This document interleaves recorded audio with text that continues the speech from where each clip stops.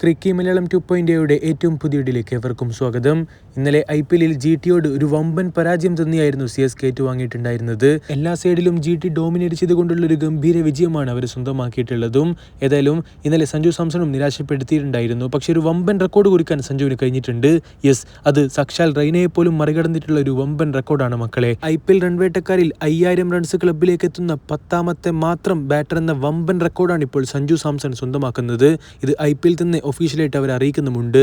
Mile stone alert, 19 years of Tata IPL and Sanju Samson becomes only the 10th player to complete 5000 runs. പക്ഷേ ഇതിനേക്കാൾ വലിയൊരു നേട്ടം എന്തെന്ന് വെച്ചാൽ ചിന്നത്തല എന്നറിയപ്പെടുന്ന സുരേഷ് റൈനയെ മറികടന്നുകൊണ്ട് ഏറ്റവും വേഗത്തിൽ 5000 റൺസിലേക്ക് എത്തുന്ന ഇന്ത്യൻ താരമായിട്ട് സഞ്ജു സാംസൺ മാറിയെന്നുള്ളതാണ്.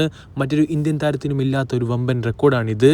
ഏതായാലും 3288 പന്തുകളിലാണ് 5000 റൺസ് AB ഡിവിലിയേഴ്സ് തികച്ചതെങ്കിൽ 3554 പന്തുകളിലാണ് ഡേവിഡ് വാർണർ 5000 റൺസ് തികയ്ക്കുന്നത്. സഞ്ജുവിനേക്കാൾ വേഗത്തിൽ IPLൽ 5000 റൺസ് തികച്ചത് ഈ രണ്ട് താരങ്ങൾ മാത്രമാണ്. ഈ ഒരു വീഡിയോയെക്കുറിച്ചുള്ള നിങ്ങളുടെ അഭിപ്രായങ്ങൾ എന്താണ് രേഖപ്പെടുത്തുക. അടുത്തൊരു വീഡിയോ ഭാഗത്ത് നമുക്ക് വീണ്ടും കാണാം. ചെറിയൊരു ഗുഡ് ബൈ.